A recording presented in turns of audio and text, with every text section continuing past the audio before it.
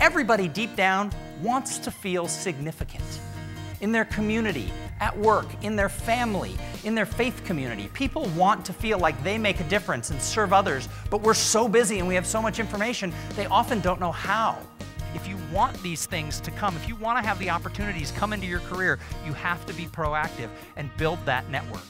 When you have a solid network of professional contacts who know you, like you, and trust you, you're never desperate. We need to work to capture that little real estate in people's minds so that they think about us in those times when they should think about us. People use their brains to gather information. They use their hearts to make their decision. So you have to find a way to get to people's hearts. Because people do business with people they know, like, and trust. But we have to start with know. In the fact that when we go out of our way to recognize other people in our life, whether it's the dry cleaner, the person working at Starbucks, our boss, our employee, our next door neighbor, and really let them know that they matter to us and that we care beyond the surface. Because the future success of you or your company very well could come from somebody who is sitting in this room today who you haven't met, but who you will encounter over the next 3 days. If you want to attract people who are your business friends, who have your back, be the type of person who has their back.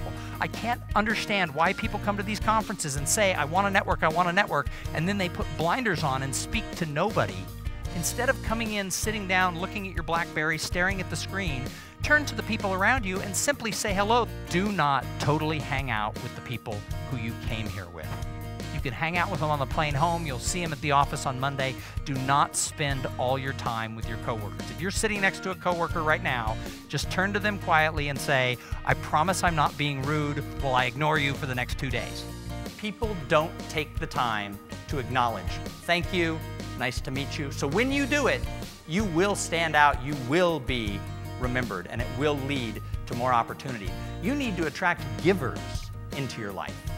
But the real givers out there who want to help other people, they don't waste their time with takers. So you have to be a giver. And there is a huge difference between somebody you've met once and somebody with whom you've developed a long-term, mutually beneficial relationship. Because meeting somebody one time at a conference does not make them part of your network. Connecting with people in a social media crazy world isn't click, click, click, link, link, link. It's conversation, it's sharing, it's helping, it's caring. One step at a time. Your iPhone, or your BlackBerry, or your Android, or whatever device of favor that you have is not your friend. You cannot feel significant alone in a field. By yourself, you can't really be significant. You need other people in order to have that. So I call it cooperative significance. And be a connector.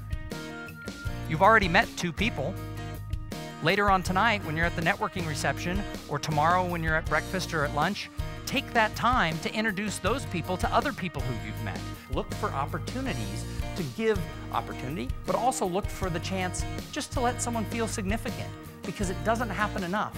If somebody tells you, you've made me feel good, they're going to go and take that on to someone else, and it's going to come back around to you.